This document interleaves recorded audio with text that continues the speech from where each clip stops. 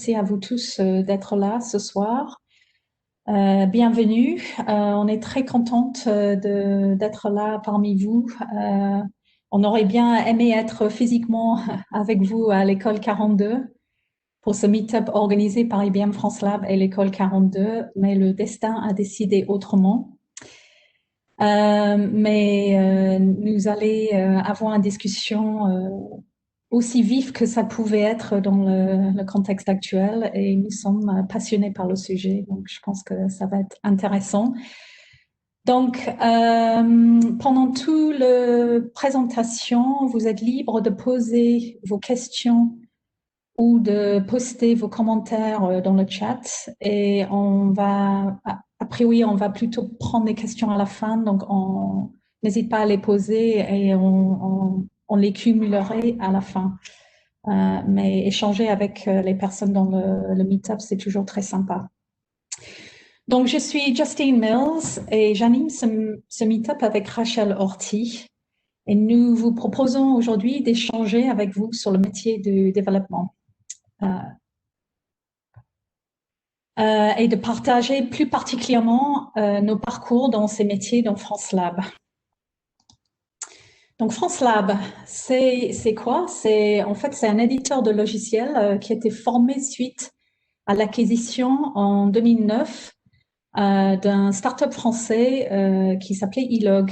Ilog, ça voulait dire intelligence logicielle à l'époque. Et on était déjà spécialisé, même il y a 20 ans, dans les technologies de l'IA de l'époque. Et aujourd'hui, donc, on a bien pris le virage d'être spécialisé dans l'automatisation des processus et les technologies de l'IA.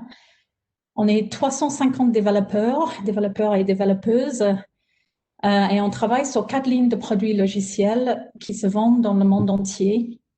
Et donc, ces 4 lignes de produits sont Digital Business Automation, Decision Optimization, le DevOps est particulièrement sur le système Z et les applications de l'IA dans le domaine de la santé chez Watson Health. Nous avons aussi un centre d'études et de recherche avancée qui travaille principalement dans l'écosystème de recherche en France et aussi avec le groupe spécialisé sur la recherche au sein d'IBM. Nous sommes basés sur 4 sites en France, comme vous pouvez voir, et la petite nouveauté, c'est en région parisienne, on est en train de déménager de Gentilly vers Orsay. Ouais.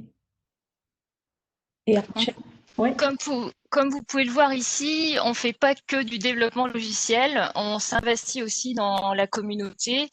Et on a lancé notamment il y a 1 an en Île-de-France une initiative qu'on a appelée Kids at IBM, où on va dans les écoles primaires notamment, et on fait des ateliers de code avec du Scratch, où on initie les enfants à l'intelligence artificielle.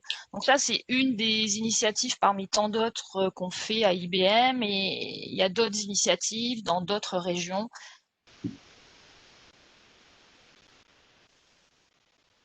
Merci. Et donc, avant de rentrer dans le vif de notre sujet sur les femmes et les métiers de développement, j'aimerais bien vous présenter le panel ce soir. Donc, moi, je suis Justine Mills, je gère une équipe responsable pour le développement de contenu et je suis aussi responsable de diversité et les actions de diversité au sein du lab. Rachel?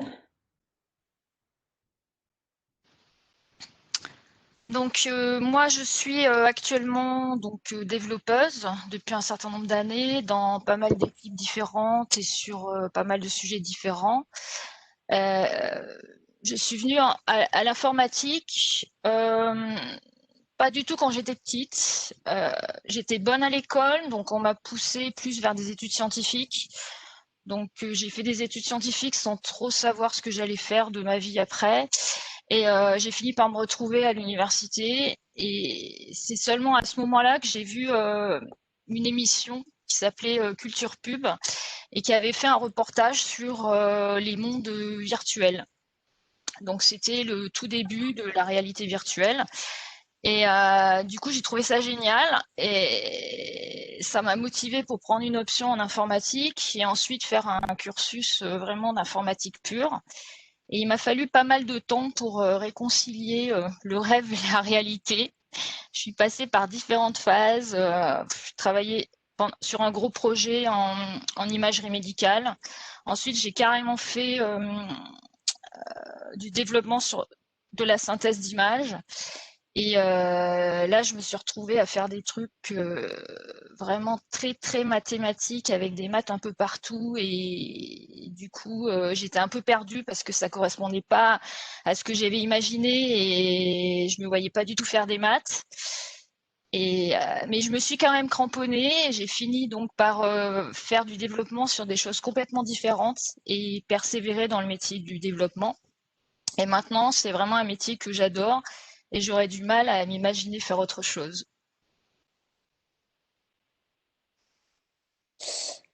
Donc c'est à mon tour. Donc moi je suis Aurélie Baton, je suis designer, UX designer, donc designer d'expérience utilisateur. Et moi, qu'est-ce qui m'a donné envie de travailler dans le numérique? En fait, c'était un peu plus par curiosité que j'y suis arrivée, parce que j'ai fait des études de traduction technique, donc rien à voir à la base. Euh, et j'aimais pas trop ça, donc j'ai cherché une formation qui alliait les langues et l'informatique, parce que j'avais quand même envie de continuer à travailler dans les langues. Et puis je me suis dit, bon, l'informatique, bon, pourquoi pas, on peut peut-être essayer de trouver quelque chose. Et j'ai trouvé une formation en communication technique à Paris 7. Et en fait, par ce biais-là, j'ai fait mon apprentissage à Dassault Systèmes. Et puis, j'ai réalisé comme ça, en fait, que j'aimais vraiment bien travailler dans cet environnement et le challenge que ça représentait. Et puis, en fait, j'ai découvert que j'étais tout à fait capable de travailler de comprendre et de travailler dans un milieu technique. Et puis, j'ai ensuite donc commencé à travailler à iLog, puis IBM en tant que rédactrice technique. Et ça m'intéressait vraiment d'apprendre tous les jours des choses nouvelles. Et puis ensuite, après quelques années, j'ai rejoint l'équipe de design. Je me suis formée en tant que UX designer, présentais des nouveaux challenges. Euh, mais voilà, je suis arrivée à la technique sans y être destinée à la base. Julie, c'est à toi? Oui, donc moi je suis Julie Garonne. Aujourd'hui, je suis développeuse dans le cloud. Et moi, j'ai découvert l'informatique en prépa. En fait, j'avais toujours été attirée par les matières scientifiques. Donc, bon, la prépa, c'était la voie, quand on réussit un peu, bon, c'était la voie un peu classique. Et j'ai pris l'option informatique par défaut complètement, parce que je voulais juste pas faire des sciences de l'ingénieur qui me paraissaient hyper calculatoires. Donc, j'ai découvert ça comme ça. Donc, j'ai vu à la fois les côtés hyper théoriques de l'algorithmie, des calculs de complexité, parce que bon, en prépa, ils savent rendre les trucs lourds. Mais aussi, du coup, tout l'autre côté qui, moi, m'a plus intéressé dans le développement plus concret et surtout la partie aussi graphique que j'ai découvert lors du développement d'un projet de simulateur de mouvement de foule. Super sympa avec des bonhommes qui se rentraient dedans. Moi, j'ai trouvé ça super cool. Du coup, après j'ai fait une école d'ingénieur, j'ai cherché plutôt une école d'ingénieur généraliste en télécom, à faire des spécialisations plutôt orientées développement. Et je me suis retrouvée là-dedans, quoi. Puis au niveau professionnel, donc aujourd'hui, je suis développeuse dans le cloud, mais quand j'ai été embauchée, j'ai fait de la qualité pendant 1 an, et puis j'ai fait beaucoup de DevOps. Ça s'appelait pas encore du DevOps, mais voilà, c'est ce qu'on pourrait appeler du DevOps maintenant. Donc j'ai vu déjà quelques métiers différents. Je vais me présenter. Salut à tous. Moi, c'est François Stitt et j'ai un profil un peu geek parce que j'ai commencé à toucher à l'info au collège en commençant des tutos en ligne pour faire des sites internet. Et en fait, j'étais vraiment fascinée par le concept d'écrire des mots et avoir un rendu graphique. Et je savais que c'était possible d'en faire son métier, mais je voulais quand même avoir une alternative au cas où je me rendais compte que c'était pas vraiment ce que je voulais faire. Et une bonne solution pour moi, c'était l'école d'ingé, puisque c'était compatible avec la programmation et ça pouvait déboucher sur plein de métiers. Par contre, le gros problème, c'est que j'avais pas spécialement des bonnes notes en sciences dures, donc maths, physique. Et lorsque j'ai annoncé en fait que j'étais reçue en école d'ingé, mes profs de lycée m'ont clairement dit que j'allais en pavé. Et bah franchement en fait non, j'avais toujours des cours de maths et de physique, mais j'avais enfin des cours d'info et c'était super motivant et le reste a suivi en fait. Et actuellement du coup je suis dans une équipe DevOps où je programme et j'automatise des process et je configure et déploie des applications dans le cloud. Sébastien, si tu veux te présenter. Bonjour, donc Sébastien Varnil, moi je suis développeur d'applications web depuis une dizaine d'années. Et bon, moi j'ai un parcours assez atypique dans le sens où moi j'ai fait des études d'art aux Beaux-Arts de Paris. Mais en fait après j'ai entamé donc une reconversion pour m'orienter dans le développement. Alors j'avais financé mes études en travaillant déjà avec des informaticiens. J'étais graphiste en fait en freelance. Et à la fin de mes études, j'ai continué dans cette voie un peu du graphisme, de la publicité, mais rapidement, ça m'a pas passionné en fait. Je trouvais que c'était pas très enrichissant. Et j'ai commencé à faire plusieurs formations, une formation de 6 mois et puis après un contrat pro pour me reconvertir donc dans le développement Java et puis principalement au début, plutôt dans le côté front-end, en fait, comme j'avais déjà les compétences en graphisme.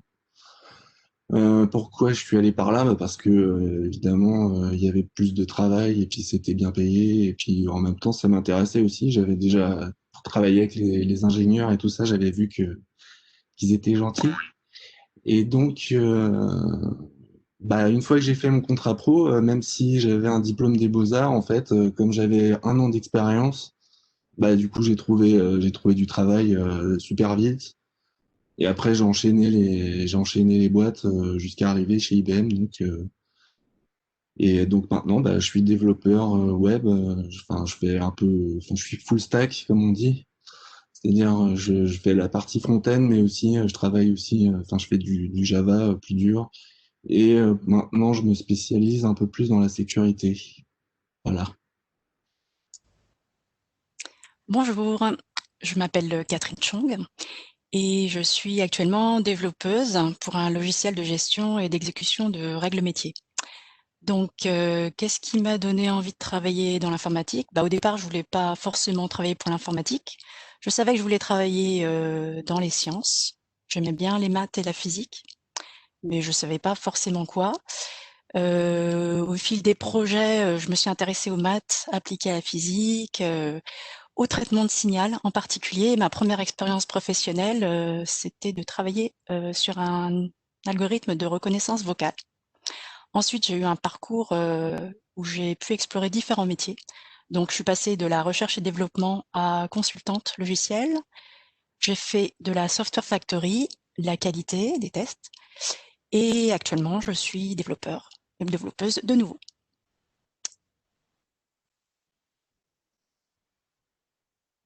Donc, merci Catherine, merci à vous tous. Super panel ce soir. On va passer sur un rapide synthèse de qu'est-ce qui se passe dans le numérique avant de repasser au panel et faire des échanges avec eux. Donc, un état de lieu dans le numérique. Qu'est-ce qui se passe?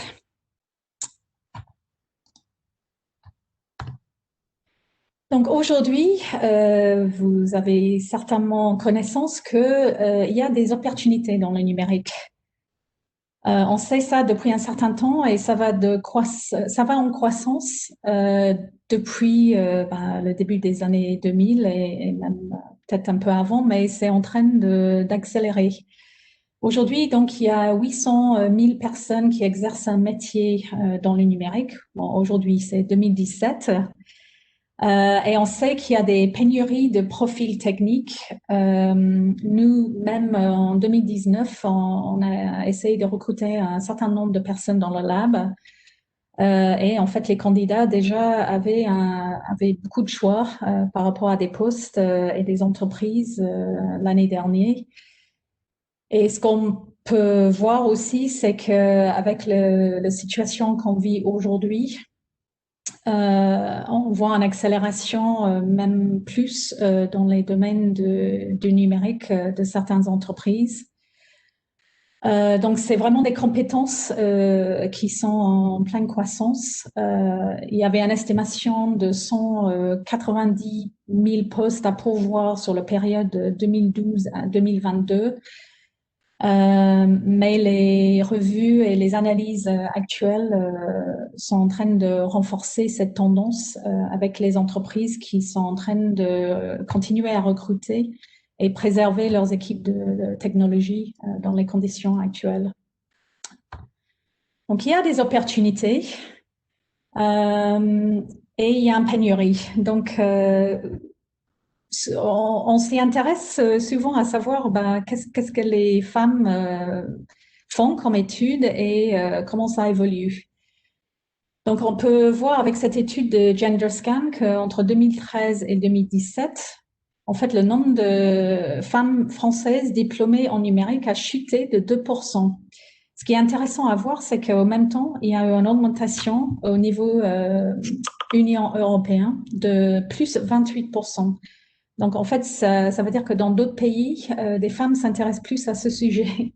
Et ce n'est pas des pays très loin. Donc, c'est intéressant à noter. Là, un pays pas loin, c'est l'Angleterre. Donc, là, c'est une étude qui a été faite sur les choix d'études des femmes. Est-ce que les femmes choisissent l'informatique et éventuellement les développements de jeux. Et on voit clairement que le choix d'études des femmes les amène plutôt vers la chimie et la biologie et éventuellement les maths plutôt que l'informatique. Mais ce qui est très intéressant à voir quand même, c'est que depuis les années 80, en fait, on avait un pourcentage assez haut dans les années 80 de 37%. Et depuis les années 80, en fait, ça fait que chuter, en fait, les femmes dans ces études-là. Donc là, je me suis beaucoup intéressée à qu'est-ce qui s'est passé au début de l'informatique. Je pense que vous avez certainement entendu parler de certains de ces personnes. En fait, il y avait des femmes, et il y avait même beaucoup de femmes. Et moi, en étant anglophone, pour moi, histoire, c'est son histoire, c'est masculin. Et donc là, j'ai inventé un nouveau mot qui est le Herstoir de l'informatique. Parce que vraiment, c'est intéressant à noter et vous allez trouver encore plus, mais ce sont des personnages qui ont marqué le Herstoir de l'informatique. Donc, en commençant avec Ada King, Comtesse de Lovelace, qui était le binôme de Charles Babbage et qui était a priori la première personne à réfléchir, à inventer un algorithme qui projetait un peu ce que les ordinateurs pouvaient faire suite à l'invention de Charles Babbage. Et pendant la guerre, en fait, ça a accéléré et les femmes, elles sont venues massivement dans le décryptage et la programmation avec Alan Turing, notamment en Angleterre, aussi aux États-Unis. Et c'était des programmeuses.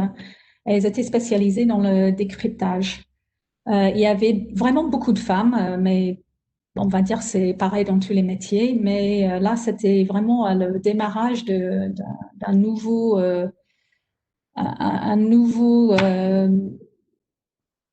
comment on peut dire ça, un nouveau domaine, un tout nouveau domaine. Et il y avait 75 des employés dans le centre spécialisé dans ce sujet en Angleterre. 75% des employés étaient des femmes.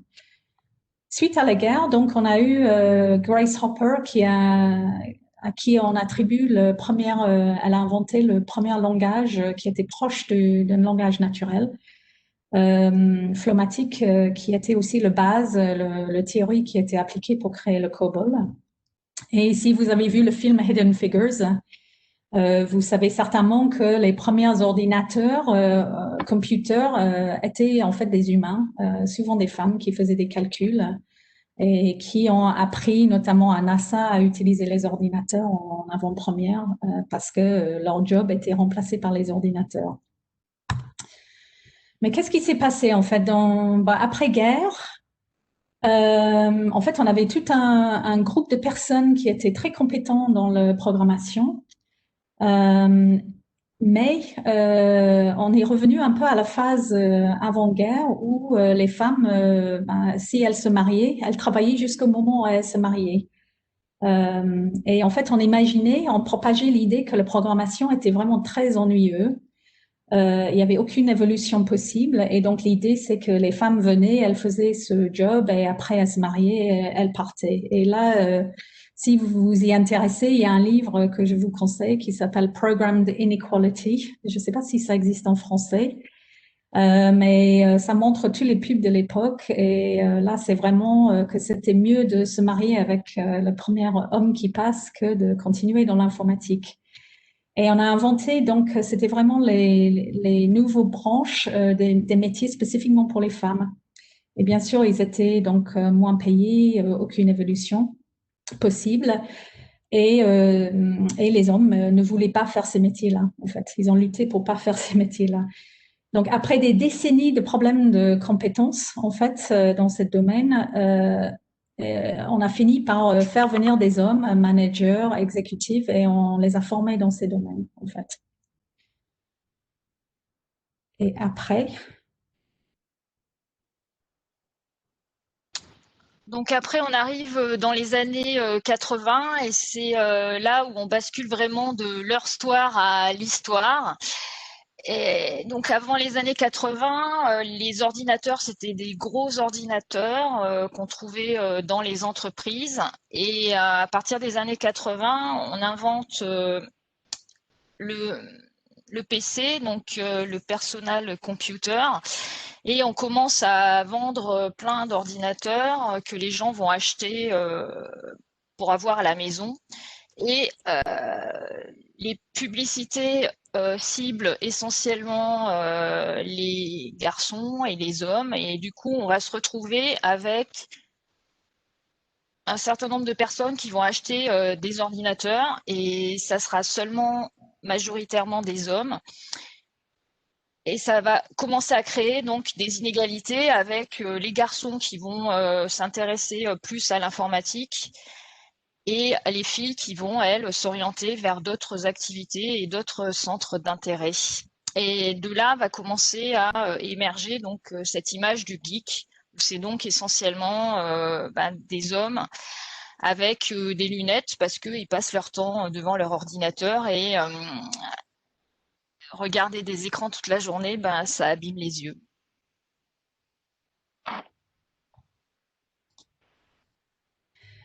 donc là, on aimerait bien faire un petit jeu avec vous. On va interroger notre panel sur des stéréotypes du métier dev qu'on a discuté entre nous. Et donc, chaque question, les personnes du panel vont commenter et animer de leur expérience personnelle. Et vous-même, vous pouvez poster, si vous voulez, dans le chat vos réponses et vos idées sur les questions. Donc, première question, premier stéréotype. Pour faire développeur, il faut vivre code, penser code et rêver code. Vrai ou faux? Bien, enfin, c'est sûr que c'est exagéré. Faut manger du code. Non, c'est pas à ce point. C'est exagéré, mais c'est quand même un stéréotype qui est vachement ancré. C'est-à-dire que quand on fait du dev, quand on va passer un entretien, on va vraiment avoir des tests très techniques, très précis sur une technologie qu'il va falloir maîtriser. Généralement, pareil, quand on a des descriptions de postes, dans la description, c'est vraiment préciser des compétences avec des niveaux, avec des mots licorne, ninja du code. Enfin, c'est vraiment, faut être expert. Enfin, en tout cas, ça nous fait croire qu'il faut être expert. Après, ce qu'on voit dans la réalité, c'est que, clairement non. C'est pas on n'est pas des gens qui avons une passion pour le code. On ne rêve pas code et, c'est pas parce que on fait On ne fait pas de projet personnel le week-end qui implique du développement, qu'on n'est pas un bon développeur également. Donc je pense que dans toutes les équipes qu'on a, c'est assez divers et on voit bien que ce n'est pas des gens qui sont complètement passionnés par le code. Je pense que Catherine a des bons exemples de ça. Oui, alors on peut être passionné par le code, c'est pas un problème.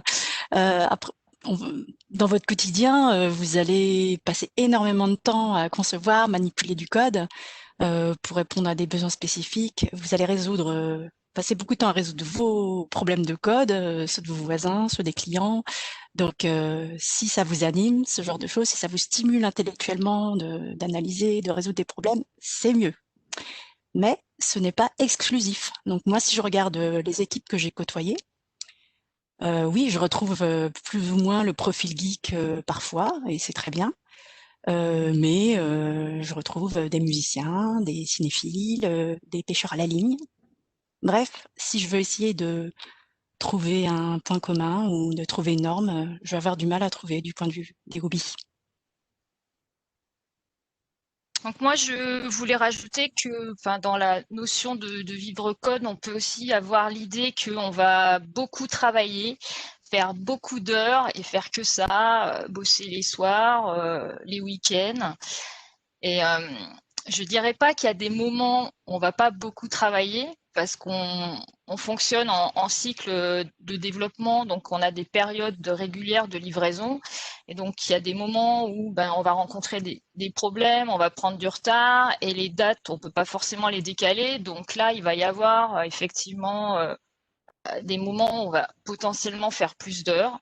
Après, on peut se retrouver dans des équipes aussi où il y a des gens qui vivent que pour le code et dont c'est le hobby, la passion, et qui vont se retrouver à bosser aussi le week-end parce que ça leur fait plaisir, mais c'est pas du tout imposé. On n'oblige personne à faire ça. Et après, c'est plus à soi-même de lutter contre cette tendance et d'accepter éventuellement de vivre avec des gens comme ça si on n'est pas comme ça et d'accepter que eux ils vont faire plus d'heures de travail que nous parce qu'au bout d'un moment forcément si tu fais moins d'heures tu produis moins mais tu seras pas sanctionné pour ça, personne s'attend à ce qu'on travaille le soir et le week-end quoi. Merci à tout le monde. Donc, prochain stéréotype, les développeurs, les développeuses sont introvertis et aiment travailler seuls. Vrai ou faux? Alors, je vais répondre à cette question. Pour moi, c'est oui et non. Par exemple, je suis introvertie, mais j'aime travailler en équipe. C'est super gratifiant, en fait, le fait de se challenger. Ça nous fait évoluer plus vite, je pense. Et on travaille en plus sur des gros projets, ce qui amène à des problèmes complexes. Et c'est nécessaire, en fait, d'avoir des réflexions communes et d'avoir de l'entraide. Et surtout, ça aide à rester motivé au quotidien. En plus, je rajouterais qu'il y a beaucoup d'aspects, en fait, différents du métier de développeur. Quelle que soit votre personnalité, en fait, vous allez sûrement trouver votre bonheur. Donc, si vous préférez, par exemple, le côté technique à l'humain, vous pouvez tout à fait être freelance, par exemple, ou ce sont des agences plutôt qui s'occupent du relationnel. Et si vous êtes extraverti, vous pouvez très bien être consultant ou avoir vente technique. Et là, ce sont les contacts humains qui sont primordiaux. Ouais, du coup, je voulais rebondir sur ce que disait Françoise. Donc, en fait, ce que je trouve intéressant, c'est que chacun apporte ses particularités, ses expertises. On est tous toutes différentes. Et en fait, on n'a pas besoin d'être bon ou expert en tout. Enfin, par exemple, moi, en tant que designer, je pensais qu'il fallait absolument que je sois super forte en graphisme, mais finalement, je me rends compte que non, parce que j'apporte d'autres choses. Et la compétence technique fait pas tout. En fait, on peut être très technique et très mauvais en communication. Et du coup, dans une équipe, ça fonctionne pas. Donc, on a tous et toutes besoin de travailler ensemble. Sinon, on peut rien faire qui tienne la route. Donc voilà, je pense que chaque spécificité est essentielle et on a tous besoin de travailler ensemble. Merci. Donc, prochain stéréotype, pour être développeur, il faut être technique ou bon en maths. Vrai ou faux? Donc, moi, je peux témoigner que en étant nul en maths, on peut devenir développeur. Parce que bon, moi j'ai quand même fait un bac scientifique, mais j'ai eu la moyenne juste au bac, hein. J'ai jamais eu la moyenne en terminale en maths. Après, effectivement, il y a l'informatique, c'est un domaine assez vaste et il y a des domaines de l'informatique où les mathématiques, c'est très important. Mais enfin, ça représente, je sais pas, 20% enfin, je dis n'importe quoi. Enfin, c'est un pourcentage pas majoritaire des développeurs, en fait. Ceux qui vont bosser dans le machine learning ou la cryptographie, oui, certainement qui font des maths. Mais moi, je fais pas de calcul de complexité sur mes algorithmes. Par contre, c'est sûr que, il faut avoir un intérêt pour la logique. Il faut quand même avoir un esprit logique, parce que bon, bah, pour faire des algorithmes et puis pour enfin, trouver des solutions aux problèmes, bah, faut quand même avoir une certaine réflexion logique. Et ben moi, je voulais témoigner aussi parce que bon, je suis pas développeur, mais je travaille quand même avec. Et donc au départ, les maths, moi, je décrochais moi plutôt vers la fin du collège. Donc la question s'était pas posée pour d'une filière scientifique. Donc j'ai fait une filière plutôt littéraire. Et finalement, en fait, je m'aperçois que j'ai tout à fait ma place dans l'environnement dans lequel je travaille aujourd'hui. Et j'ai aucune difficulté à comprendre les enjeux et les concepts techniques.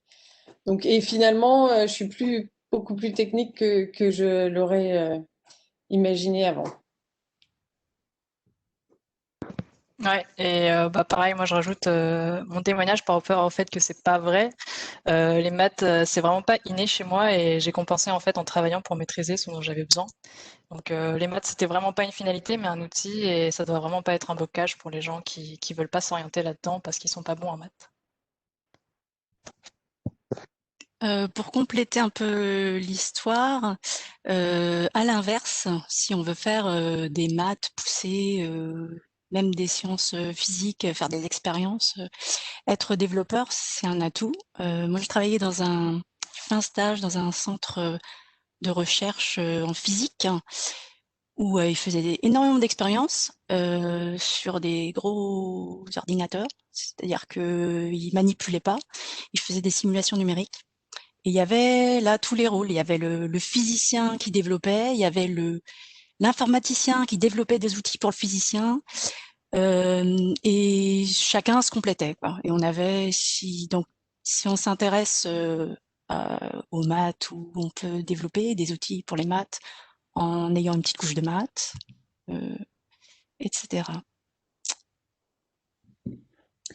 Merci. Donc, prochain stéréotype, pour devenir dev, il faut faire les longues études en informatique. Vrai ou faux?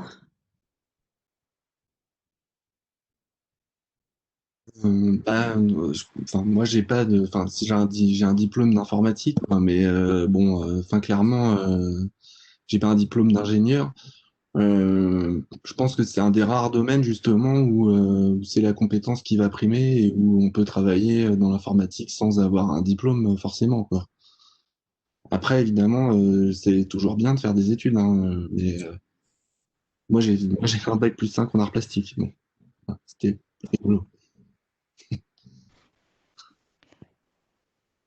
Moi, pour le coup, je suis censée avoir fait des études longues dans le domaine.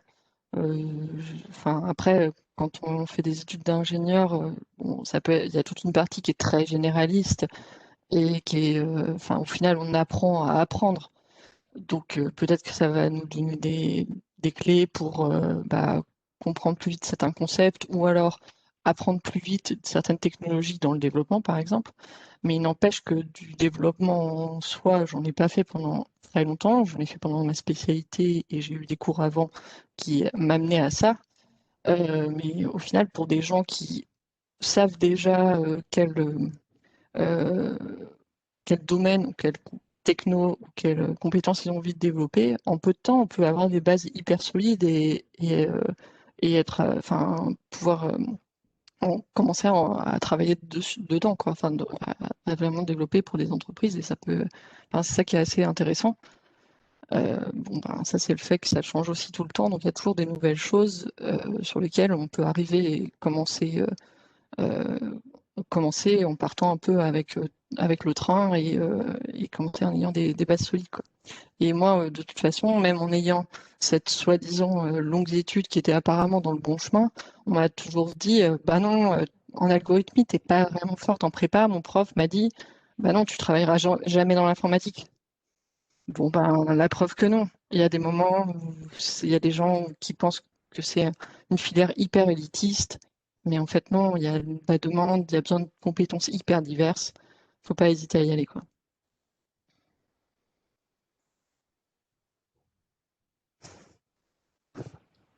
Rachel, tu veux rajouter quelque chose? Oui, du coup, en préparant la session avec Justine, là, on a essayé de trouver un peu des chiffres pour savoir exactement la proportion entre longues études, diplôme en informatique ou pas. Et Stack Overflow fait régulièrement tous les ans des enquêtes où ils posent des questions aux personnes, aux développeurs donc, qui utilisent leur site pour profiler un petit peu les gens. Et du coup, ce qui en ressort, c'est qu'il y a de l'ordre de 2 personnes sur 3 qui se forment en fait un peu toutes seules et seulement de l'ordre de 1 personne sur 3 qui a vraiment un vrai diplôme en informatique.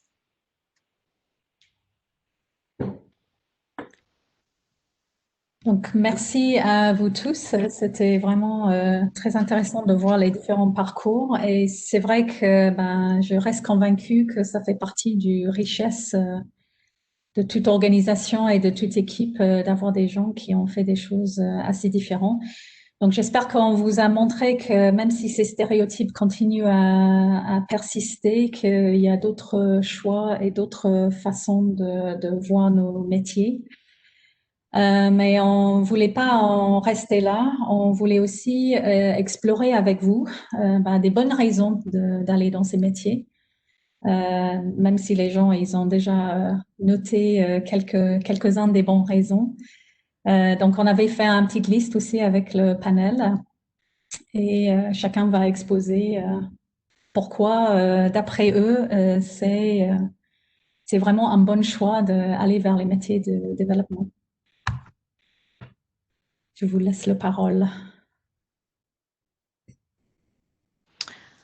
Donc, comme Justine l'a mentionné au début, c'est vraiment un secteur porteur où il y a vraiment beaucoup d'offres et peu de personnes pour remplir ces offres.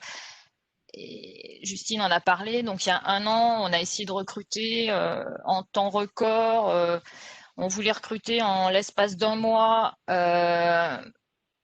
10 personnes en région parisienne. Et finalement, le recrutement s'est étalé sur quasiment 6 mois parce qu'on n'arrivait pas à recruter des personnes. Donc, au début, on cherchait des compétences vraiment spécifiques. Après, on a ouvert beaucoup plus large. Et même avec ça, c'était compliqué. Donc, en fait, la tendance a vraiment tourné. Donc, si vous n'en êtes pas encore rendu compte, eh ben, elle penche plutôt de votre côté. Donc, c'est plutôt vous qui avez les cartes en main et qui avez le choix et moins les entreprises, en fait. Donc, c'est vraiment à vous de décider ce que vous avez envie de faire et où et comment vous avez envie de travailler.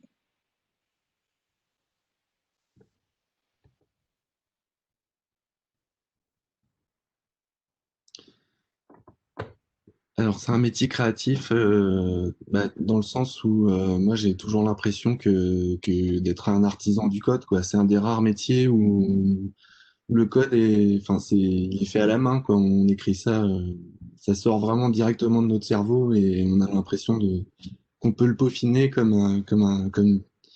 une petite œuvre d'art, quoi, je dirais presque. Et donc, moi, c'est ça qui m'avait attiré, c'est un côté intellectuel et enfin rigolo, quoi, en même temps un peu casse-tête, quoi, qui est amusant, quoi. Donc ouais, c'est créatif et puis surtout ce qui est intéressant, c'est que le code ça sert à faire des choses et ça te permet de faire plein de choses justement. Et donc les possibilités sont vraiment illimitées quoi. Donc je pense que c'est vraiment chouette d'apprendre ce langage pour ça.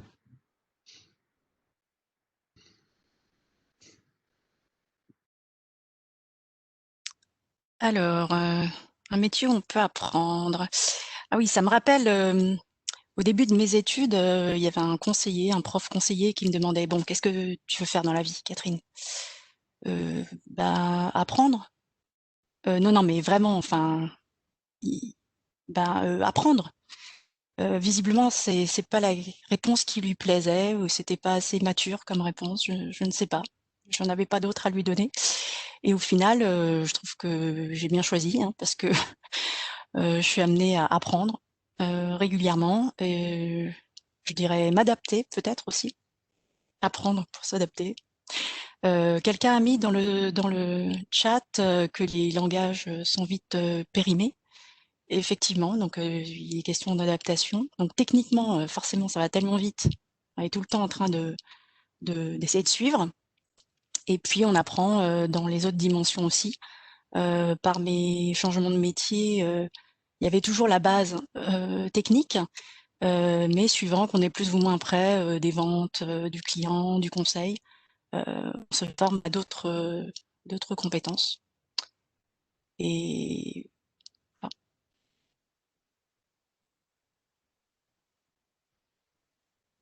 Un des points intéressants aussi, c'est un métier où on peut travailler de n'importe où sur la planète. Bon, moi, je suis à Lyon, mon équipe est en région parisienne. Euh, Ça fait 1 an que je travaille comme ça, donc en télétravail. Donc maintenant, bon, avec le Covid, tout le monde travaille un peu en télétravail, mais là, c'est des métiers où vraiment ça peut être très très bien fait. Enfin, en l'occurrence, là, nous à IBM, on a tout qui est mis en place pour que ça soit très agréable. Mon équipe travaille, enfin, il y a plein de gens de mon équipe, pardon, qui travaillent de chez eux. Il y a des gens à Bordeaux, à Toulouse. Et on peut vraiment travailler comme ça, distribué. Donc c'est assez intéressant parce que ça veut dire aussi d'avoir des opportunités, pas seulement juste à côté de chez soi, mais aussi un peu plus loin. Ça, c'est vraiment un gros bonus.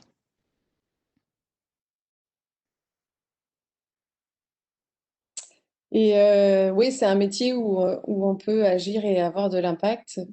On pense souvent au Tech for Good et il y a aussi toute la partie numérique responsable qui est vraiment hyper importante et passionnante. Donc, une numérique responsable, ça veut dire donc penser à réduire l'empreinte environnementale du numérique, mais c'est aussi fournir des services numériques qui soient éthiques, accessibles et inclusifs. Et on a vraiment besoin justement que vous, qui vous formez aujourd'hui, soyez conscients de ces problématiques. Donc moi, je me suis formée récemment, enfin, j'ai passé une certification éco-conception de services numériques. Il y a vraiment plein de choses à découvrir dans ce domaine et c'est vraiment, voilà, je vous encourage tous à creuser ces thématiques parce que c'est vraiment passionnant et on a du boulot.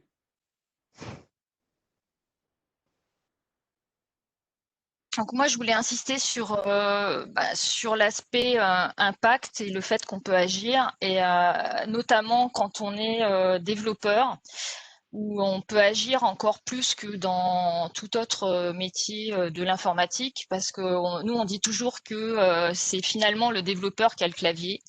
Donc, il y a des décisions qui sont prises à différents niveaux, mais qui, à la fin, va écrire le code qui ira dans le logiciel et qui va décider de mettre tel pixel à tel endroit et telle couleur, ben, ça sera finalement le développeur. Et donc, le développeur a vraiment du pouvoir. C'est vraiment un lieu de pouvoir par rapport à pas mal de métiers en informatique. Et pour cet aspect impact, on le voit d'autant plus ces derniers temps aussi avec toutes sortes de hackathons qui sont lancés par des organismes, des entreprises, où on fait appel aux développeurs pour résoudre des tonnes de problèmes. Donc on voit vraiment que bah, le développeur devient vraiment acteur et on le sollicite pour résoudre toutes sortes de problèmes, y compris sauver la planète. Et le problème, c'est que, Justine en a parlé au début, donc il y a peu de femmes et de moins en moins en informatique. Et si on regarde dans le détail, où vont les femmes en informatique? Il y en a encore moins dans le développement. C'est vraiment le métier où il y a le moins de femmes.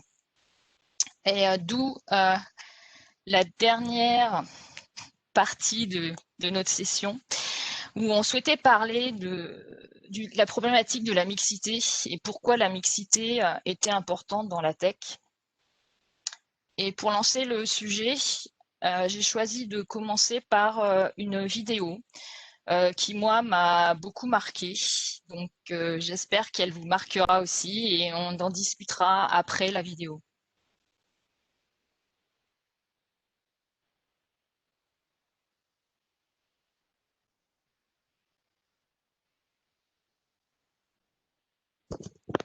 Ah, Justine, on n'entend pas le son.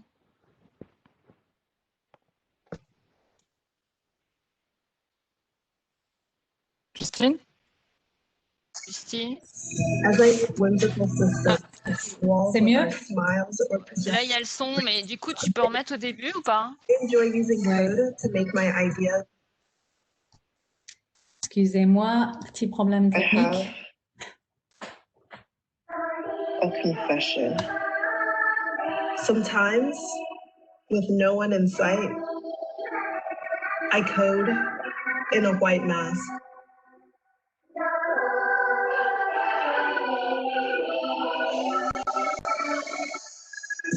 As I make whimsical systems to paint walls with our smiles or project inspirations on faces, I enjoy using code to make my ideas a reality. Computer vision powers my creation, making it possible for machines to detect faces. But at times, I'm invisible. You see, machines view the world through a coded gaze. They digest pixels from a camera in dictated ways. Using machine learning, we create training sets with examples that help the machines detect new faces.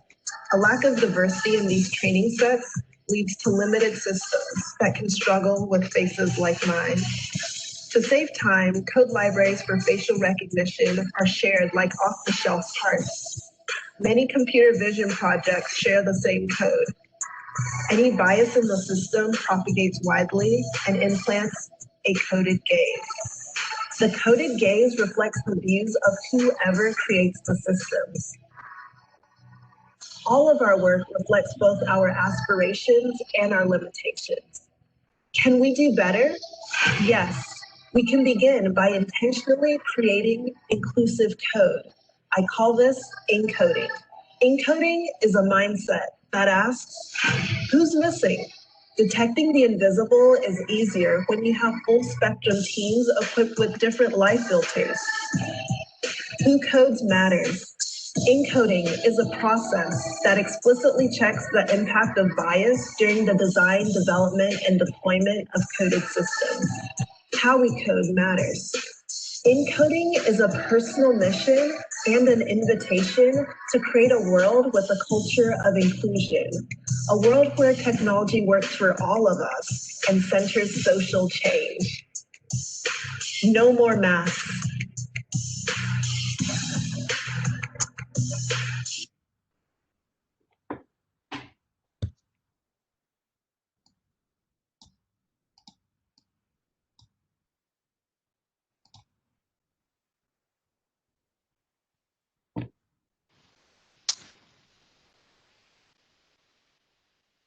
Donc, je vois une question dans le chat là qui demande si on voit la vidéo. Donc, j'espère que tout le monde a pu la voir. Sinon, on partagera le lien. Et elle est sur YouTube, donc tout le monde pourra voir la vidéo après s'il veut. Donc, ce qu'on a pu voir dans la vidéo, c'est que là, on est dans le cas de la reconnaissance d'image, donc c'est d'autant plus flagrant.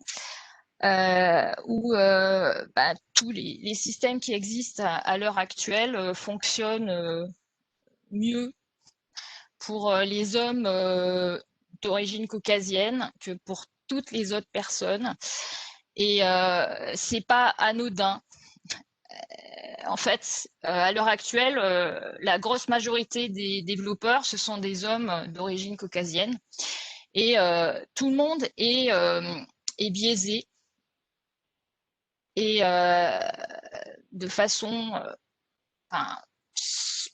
plus ou moins consciente. Et en fait, tous ces biais ont un impact quand on fait des choses, et notamment quand on code. Et typiquement, c'est complètement bête, mais quand on fait du code, on va le tester soi-même. Et typiquement, si c'est de la reconnaissance d'image, on peut tester sur sa propre image, par exemple. Ce qui n'est pas le cas, évidemment, pour faire des vrais systèmes, on va utiliser des bases de données, mais avec des tonnes d'images. Mais encore faut-il avoir suffisamment d'images et d'images suffisamment diversifiées. En tout cas, voilà, dès qu'on fait quelque chose, dès qu'on code, on est biaisé et ça a un impact. Et pour résoudre ces problèmes, évidemment, c'est ce qu'on fait dans l'intelligence artificielle. On va implémenter des calculs de biais pour s'assurer que, en fonction des différents groupes de population, les personnes ne soient pas lésées. Mais là encore, c'est encore du code. Et le plus simple pour éviter d'avoir des biais, c'est d'agir au niveau des équipes qui créent ce code. Donc, on peut former les gens. Et le plus simple encore, c'est d'avoir des équipes les plus diverses possibles. Et du coup, il y a peu de chances qu'une personne fasse des choses qui vont lui nuire à elle-même. Et donc, du coup, de façon simple, on va se retrouver avec des programmes beaucoup moins biaisés. Et sachant aussi que plus on a d'avis différents et de personnes différentes, plus on arrive à des solutions qui sont meilleures et qui vont fonctionner pour tous. Et un autre aspect qu'on ne voit pas spécialement dans la vidéo, c'est aussi que les développeurs, c'est un sous-ensemble restreint de la population mondiale qui ont certaines caractéristiques. Et du coup, c'est eux qui ont le clavier et c'est eux qui font les logiciels, c'est eux qui décident potentiellement quelles nouvelles applications ils vont implémenter, c'est eux qui créent en partie la technologie de demain et eux, ils vont faire par rapport à les idées qu'ils ont eux, par rapport à leurs propres priorités. Et du coup, ces priorités-là, elles vont peut-être correspondre à vos priorités à vous, mais pas forcément à celles de tout le monde. Et donc, du coup, si on veut vraiment avoir une technologie qui s'adresse à tout le monde et qui va adresser toutes les priorités de tout le monde et pas d'un sous-ensemble de la population, l'idée, c'est que tout le monde fasse du code et tout le monde devienne acteur et participe à la création de la nouvelle technologie.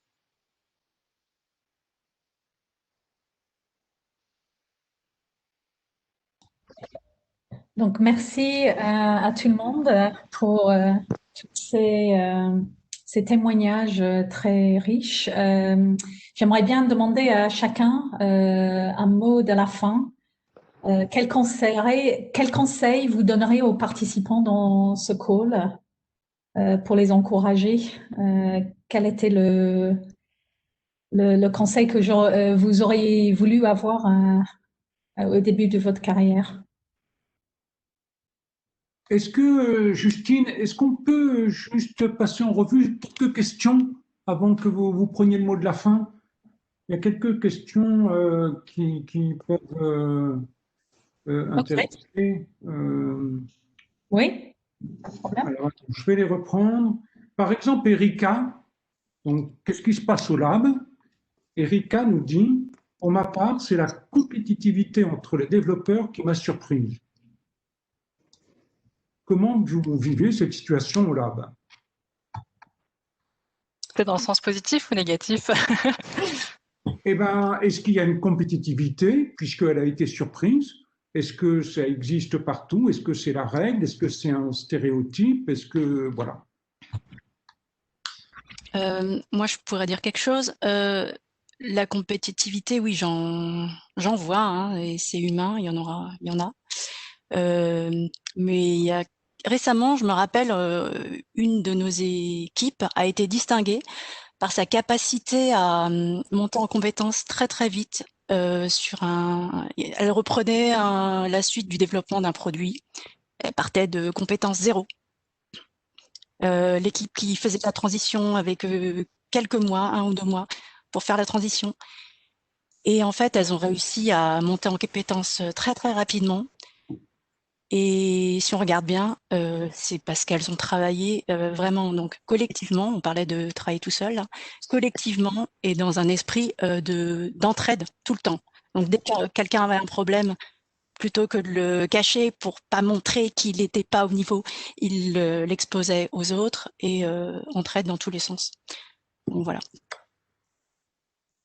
Alors, une autre recommandation, Vanessa, je cherche une formation sérieuse qui me permettra de me reconvertir en dev front et de trouver du travail malgré la crise. Quelles sont vos recommandations de formation?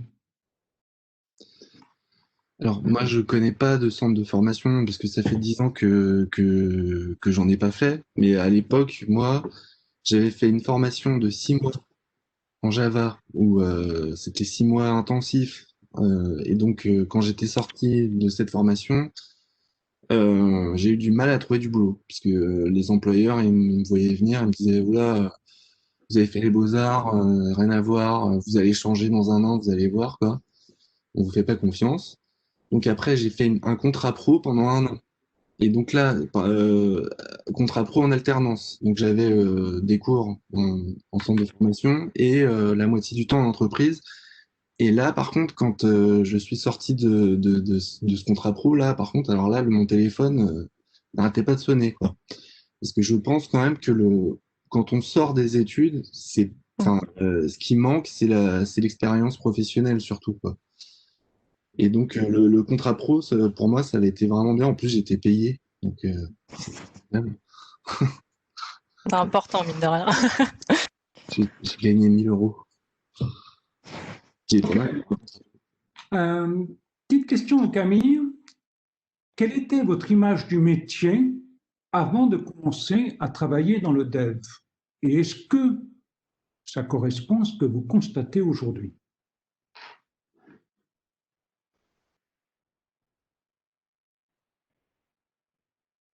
Très bonne question. Très bonne question. Qui veut? Moi, je pense que je voyais Mark Zuckerberg dans sa chambre d'université en train de faire son futur Facebook, quoi. J'avais pas beaucoup d'autres imaginaires. Après, c'est pas ce que je vois dans la vraie vie. C'est-à-dire, bon, déjà, la base de Facebook, c'est pas super top, mais après, sur d'autres points, moi, ça m'a toujours un peu impressionné le fait par exemple, en sortant d'école, de devoir prouver qu'on est déjà expert dans un langage, genre faire des entretiens à la Google avec tableau blanc et faire du code. Moi, je me suis dit, ok, c'est ça qu'il cherche. Il cherche le futur Mark Zuckerberg, et c'est clairement pas moi. Mais en fait, c'est faux. Enfin, après, il y a plein d'autres branches dans l'informatique, quoi. Mais même dans le développement, il y a plein d'autres trucs qui sont, d'autres domaines qui sont vachement plus transverses. Tu n'as pas besoin d'être un expert. Il faut avoir les concepts et pouvoir les associer les uns aux autres, mais plus en étant, pouvant s'adapter parce que ça change tout le temps dessous, quoi. Et des fois, quand on est un expert, une fois que on a un expert sur une techno qui change, ça peut être fini aussi, quoi. Donc, bon, voilà. Je sais pas si c'était mon expérience en tout cas. Ok, merci Julie. Une question. Qu'est-ce que vous changeriez en France pour attirer les développeurs? On a une pénurie, on a vu qu'il y avait des chiffres décroissants. Qu'est-ce qu'il faut changer pour que ces chiffres repartent à la hausse?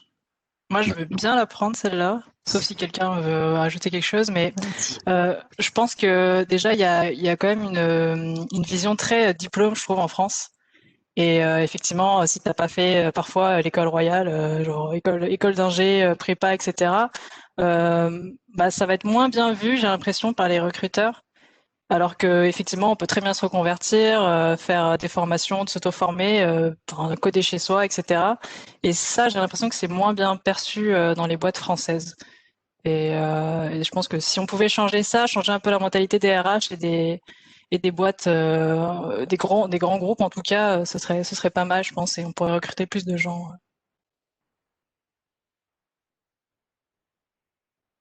Merci Françoise.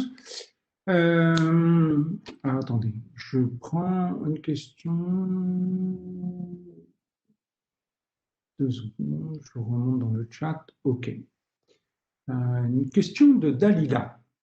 On parle beaucoup de l'arrivée de l'intelligence artificielle et de la nécessaire reconversion du métier de développeur. Qu'en pensez-vous? Deuxième question. Peut-on se lancer aujourd'hui dans le métier de développeur avec cette reconversion ou cette arrivée de l'IA?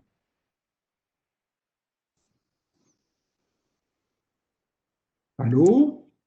Ouais, je suis pas sûre d'avoir bien Oui. compris la question. Ouais. Cette histoire de génération de code, là, j'ai l'impression que ça existe. Enfin, tout le monde dit que ça va arriver depuis le début et ça arrivera pas, quoi. Enfin, moi, Est-ce que c'est ça la question ou c'est plutôt le fait que est-ce qu'il faut se former à l'IA aussi pour devenir développeur? Je pense que, ouais. Je pense dans ce sens-là, peut-être. Ouais. Est-ce que c'est l'IA qui va remplacer les développeurs et du coup ça fait plus trop de sens de devenir développeur? Non, je pense que c'est pas ça. Bon, On parle beaucoup de l'arrivée de l'IA et de la nécessaire reconversion du métier de dev. Qu'en pensez-vous? Peut-on encore se lancer à ce jour dans une formation de dev où les temps d'être expert en compétences seront déjà renouvelés? Oui. Autrement dit, ça va très très vite. Donc en fait, c'est vrai aussi une fois qu'on travaille en fait. Déjà, ce qu'on apprend à l'école, alors en fonction des écoles, on n'utilise pas les mêmes langages et il y a de fortes probabilités en plus pour que le langage que vous avez utilisé lors de votre formation ou l'école, ce soit pas du tout le langage que vous allez utiliser en entreprise. Et en plus, ça va dépendre de l'entreprise. En vrai, c'est pas grave, quoi, parce que le métier, il évolue constamment, les technologies évoluent constamment. Et du coup, plus on apprend de langage et plus c'est facile. C'est un peu comme pour les langues vivantes. Hein. Et on peut cumuler plein de langages, passer de l'un à l'autre. Ils ont tous des points communs et des différences, mais plus on en manipule, plus c'est facile. Et de toute façon, on apprend constamment. Même après avoir bossé 10 ans, 20 ans, et on continue à apprendre parce qu'il y a toujours des nouveaux langages, des nouvelles technologies qui deviennent plus à la mode. Alors, vous pouvez évidemment rester spécialisé sur un truc hyper précis et potentiellement faire votre carrière là-dessus, mais si vous aimez changer, de toute façon, vous allez changer de langage, vous allez apprendre constamment des nouvelles choses. Donc, ce qu'on va apprendre, c'est plus de la méthodologie, une façon de réfléchir, d'aborder les problèmes. Et ça, c'est de l'acquis et on va l'utiliser tout le temps. Et on va enrichir ces connaissances-là. Et après, le langage lui-même, c'est vraiment un outil et c'est accessoire en fait. Et ça s'apprend. Rachel, ce que tu dis, c'est que c'est Arnaud Billion l'appareil. Il y a peu de chances que l'IA remplace les développeurs. Est-ce que, à son avis, c'est pour les mêmes raisons qu'il ne devrait pas remplacer d'autres métiers où il y a des raisons spécifiques dans le métier de développeur qui fait que c'est pas remplaçable par l'IA? Parce qu'on pourrait penser à la base que le code, la machine peut parfaitement comprendre le code et du coup, l'IA serait vraiment bien placée pour générer du code. Est-ce que tu as une opinion là-dessus? J'y crois pas. Ouais, enfin, la problématique de l'IA déjà, c'est que toute seule, l'IA n'existe pas. L'IA, elle est créée par l'homme et elle doit être contrôlée par l'homme. Je parlais tout à l'heure notamment de la problématique des biais. Et en plus, il y a des sujets ultra sensibles où on n'a pas envie de mettre ça dans les mains d'une IA et que ce soit elle qui décide pour les humains. Donc du coup, oui, l'IA va aider à automatiser certaines choses et à aller plus vite sur certaines choses, mais elle remplacera jamais l'homme. Et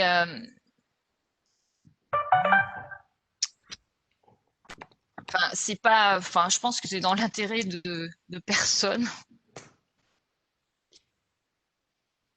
Et après, sur aussi, si on se forme en tant que développeur maintenant et que plus tard, on n'a pas forcément, la formation là, à l'heure actuelle sur l'intelligence artificielle, est-ce que ça va devenir obsolète? Est-ce que on peut être développeur à l'heure actuelle et pas du tout coder et utiliser l'intelligence artificielle?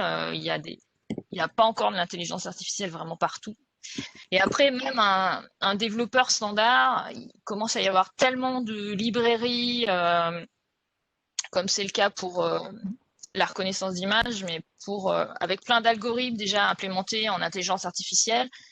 Donc, sans s'y connaître en maths, un développeur standard, il peut utiliser ces librairies et utiliser des algorithmes d'intelligence artificielle et intégrer ça dans ses programmes super facilement, sans être vraiment formé non plus spécifiquement à l'intelligence artificielle.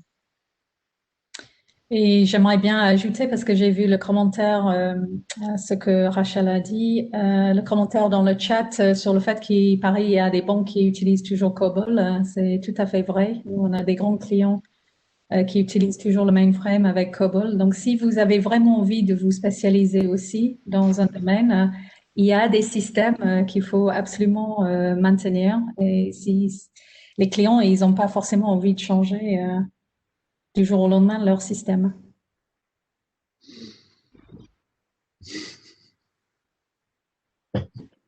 Une dernière question. Avez-vous de l'expérience dans les projets informatiques du secteur public et estimez-vous qu'il faille des compétences primordiales dans ce contexte?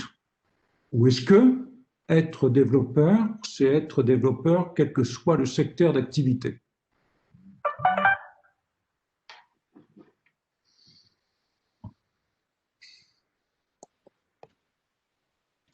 Moi, j'ai pas vraiment d'expérience. Par contre, j'ai une expérience d'utilisateur ouais, ça me donne pas envie d'y aller, quoi. Et c'est tout ce que j'allais dire sur le sujet, quoi.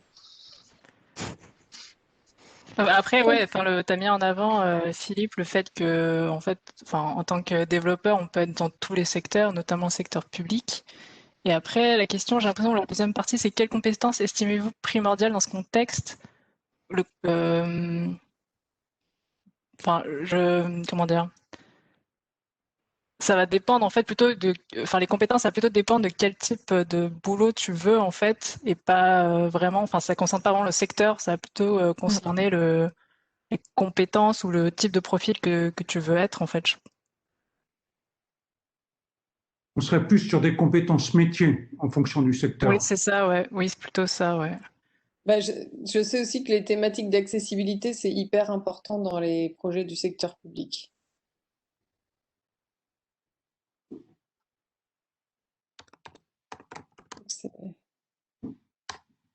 Est-ce qu'il y a d'autres questions que tu vois, Philippe? Erika, je reste persuadé qu'une bonne maîtrise de C ou Java garantit de pouvoir rapidement apprendre d'autres langues. Est-ce que je me trompe? Mais ça peut être n'importe quel autre, ça peut être du Python aussi. En fait, à partir du moment où vous connaissez bien un langage, alors c'est sûr qu'après il y a des langages de différents niveaux, mais après ça dépend aussi à quel niveau on veut faire du dev. Mais à partir du moment où vous connaissez un langage, si les langages équivalents, c'est-à-dire qu'ils font la même chose, mais juste c'est pas le même langage, même concept, vous allez pouvoir, même concept. Alors il y a toujours des concepts vraiment inhérents au langage, bah, qu'il va falloir réapprendre. Mais en soi, vous aurez la logique. Il y aura beaucoup de choses qui seront, enfin, beaucoup de bases, même, enfin, il n'y a pas que le langage qui compte, il y a comment on fait du code, quoi. Il y a le fait que le code, il faut être conscient qu'on tout ce qu'on va faire, on va devoir le tester. Il faut être conscient que tout ce qu'on va faire, on va devoir le maintenir. Il faut être conscient que tout ce qu'on va faire, on va devoir le packager et faut que ça soit, enfin, par exemple, bah, le plus, enfin, compressé possible entre guillemets. Enfin, c'est-à-dire que au final, on n'est pas des énormes. Enfin, on n'est plus dans la livraison de disquettes avec où on envoyait des produits sous forme de disques avec 50 CD à installer. Maintenant, on veut des choses qui soient la plus facile à installer possible pour les utilisateurs ou facile à utiliser. Donc, en fait, il n'y a pas que enfin, le langage de programmation. Il va y avoir la façon dont on va l'utiliser qui est hyper importante. Et chercher les bonnes pratiques, même si on ne les connaît pas. Rien que le fait de se dire qu'il y a des bonnes pratiques dans chaque langage et que bah, à chaque fois, on va aller les chercher nous-mêmes et se renseigner sur quelles sont les bonnes pratiques avant de le mettre, enfin, voilà, de partir dans un nouveau projet. Bah ça va faire qu'on va forcément enfin, rendre quelque chose de meilleur que si on était parti tête baissée en pensant savoir. Donc le fait d'avoir par exemple, quelqu'un qui va être enfin voilà, expert en Java qui va passer sur du Python, bah je pense qu'il saura effectivement facilement s'y retrouver parce que c'est les mêmes, enfin c'est voilà, c'est à peu près le même niveau quoi. Après, il va y avoir tous les. Allez, vas-y. Ah, pardon. Non, je disais, en fait, tous les développeurs vont vous dire que peu importe le langage, en fait, c'est pas important. Après, c'est la question sous-jacente, c'est quel langage je vais apprendre à fond et capitaliser là-dessus. Et bah, ça dépend ce que tu veux faire. Et après, effectivement, au Java, c'est bien pour commencer et ça permet de comprendre plein de concepts, en fait, notamment via ces deux langages. Et effectivement, c'est vrai qu'ils sont plutôt. Ouais, je commence à être Python plus facile, mais c'est des langages qui sont âgés et pourtant qui restent quand même très utilisés et utilisés partout en fait. Donc, si la question sous-jacente c'est quel langage je veux apprendre à fond, bah C ou Java, ça peut être très bien. Ouais. Moi, je dirais plus que les langages, ce qui est important, c'est plus les techniques de programmation comme Tout à fait, ouais, c'est ça. Java, où tu peux faire de l'orienté objet, C, qui n'est pas orienté objet, C++ va être orienté objet. Et après, les trucs à la mode, c'est vraiment tout ce qui est fonctionnel aussi, qu'on n'avait pas forcément au début. Donc, à chaque fois, c'est des méthodes de programmation différentes. Et si on prend plusieurs langages fonctionnels, bah, ça va être les mêmes méthodes. Plusieurs langages orientés objets, ça va être les mêmes méthodes. Il y a juste un peu la syntaxe qui change, mais souvent, c'est vraiment minime. Et donc, c'est plus voilà, des façons de programmer qu'il faut apprendre. Et ça, vous l'utiliserez vraiment toute votre vie si vous continuez à faire du développement, plus que les langages, en fait. Bah, c'est clair qu'en école d'ingé, on apprend plein de langages et en fait, on voit que à partir du moment où on a appris le premier, en fait, les méthodes d'apprentissage, c'est les mêmes. On retrouve aussi plein de concepts, l'orienté objet, ce genre de choses. Et oui, effectivement, on les retrouve dans tous les langages, peu importe lesquels. Et souvent, d'ailleurs, on commence par des trucs les plus bas niveau pour comprendre la base. Mais en fait, en soi, on peut aussi commencer par de l'autre côté, quoi. Je crois qu'on a dans les ressources quelqu'un qui a commencé du HTML et du CSS et qui, au fur et à mesure, va faire du JavaScript. Donc, ça peut vraiment être dans les deux sens. Ça dépend de par quoi on est intéressé. Ok, merci. Justine, tu reprends la main pour le mot de la fin. Le mot de la fin, ou même plusieurs mots de la fin. Donc, pour revenir à ce que je disais avant, alors merci beaucoup pour ces questions. Ils étaient très intéressants. Et c'est vrai que c'est une discussion qu'on souhaitait avoir avec vous. Donc, c'est super que vous avez pu faire ça par le chat.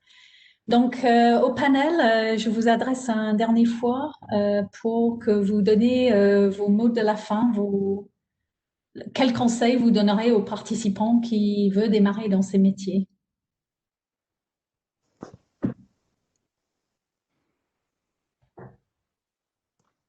Qui veut commencer?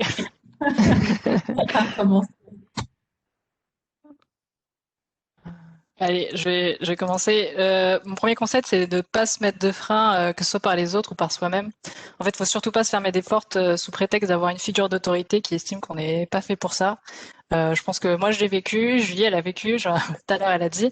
Et en fait, que ce soit vos parents, vos profs ou vos proches, en fait, c'est pas à eux de juger. Il y a que vous qui pouvez savoir en fait ce que vous voulez faire. Et par rapport à l'aspect de se mettre des freins soi-même, en fait, j'arrive au deuxième conseil qui est de se projeter au maximum et se demander là où on veut aller. Et bon, ça a l'air un peu bateau et ça fait un peu développement personnel, mais vraiment. Et si par exemple votre but c'est d'intégrer un grand groupe, créer une start-up pour réussir un entretien, en fait, que ce soit sur le court ou le long terme, faut vraiment se persuader faut se persuader que vous allez y arriver et de vos capacités. Et ensuite, en fait, tout le reste suivra en fait. Moi, je voudrais rebondir sur ce que vient de dire Françoise. Une application de ne pas se mettre des freins soi-même. Si on commence par les descriptions de postes techniques, des fois c'est bien écrit. On a le métier, ce que vous allez faire tous les jours, et puis le profil.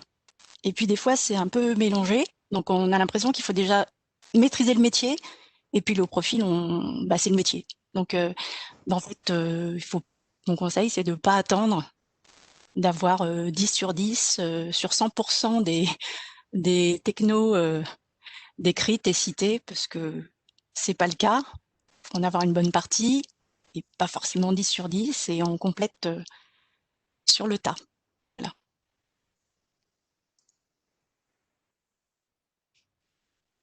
Moi, je voulais dire juste, j'ai vu que Louis avait posté quelque chose dans le chat qui dit rien n'est fermé, on s'enferme pas vraiment dans un choix. Et c'est ça que je voulais dire aussi, c'est qu'on peut tout à fait se lancer et puis après évoluer vers un autre métier. C'est aussi l'avantage du numérique. Et puis donc, c'est petit à petit qu'on fait son chemin et qu'on découvre ce qui nous plaît, ce qui nous plaît moins et ce vers quoi on a envie d'aller. Oui, pour continuer dans cette voie-là, moi je dirais que le code, c'est pas une fin en soi. Hein. Ce qui est le plus important, c'est ce qu'on en fait. Et que donc, comme je disais, les possibilités sont illimitées et il y a vraiment moyen même de créer son propre emploi, en fait. Enfin, il suffit de trouver la bonne idée, quoi. Donc, je vous souhaite bonne chance. Ouais, moi c'est dans la même veine. Enfin, faut y aller. Si ça vous intéresse un tout petit peu, essayez de voir par quel bout vous pouvez y rentrer et vous ne laissez pas décourager. Allez-y. Et, voilà.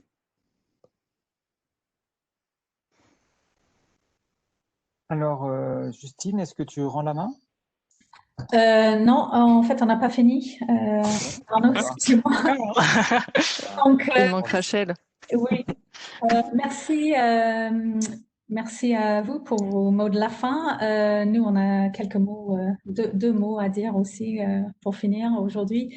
Donc, quel métier ferez-vous? On a envie que vous posiez cette question et bien sûr, c'est votre choix. Vous avez vu, il y a de la variété. Mais essayez de faire en sorte que ce n'est pas un non-choix lié aux stéréotypes que les gens autour de vous peuvent propager. Mais il y a un petit bémol. Et donc le mot de la fin, c'était il y a plein de métiers dans le numérique. Mais si vous avez envie de faire du dev, surtout allez-y, parce que who codes matters. Voilà, c'était la conclusion de la vidéo et c'est aussi ma conclusion. D'accord. Et donc, juste, je ne sais pas si on peut peut-être partager ça après avec vous, mais on a une liste de sources et de vidéos et d'articles qui nous a inspirés qu'on peut partager avec vous après ce meet-up. Et des podcasts. Oui. Et des podcasts. Ouais. On va communiquer pour rester en contact. Merci beaucoup à toutes et à tous, hein, puisqu'il y a quand même un garçon dans le panel. Merci à tous les participants qui ont bien voulu venir. Jeudi prochain, un nouveau Tech Talk qu'IBM vous propose avec des étudiants d'une école d'ingénierie de Montpellier concerne une application, le développement d'une application d'analyse de la propagation de la Covid-19. Voilà, nous invitons et ce sera le même moyen technique et un format similaire, donc jeudi prochain. On se dit au revoir comme ça? Ouais, merci. Hein. Oui, merci. Merci. Merci, au revoir. Très bonne soirée. Merci.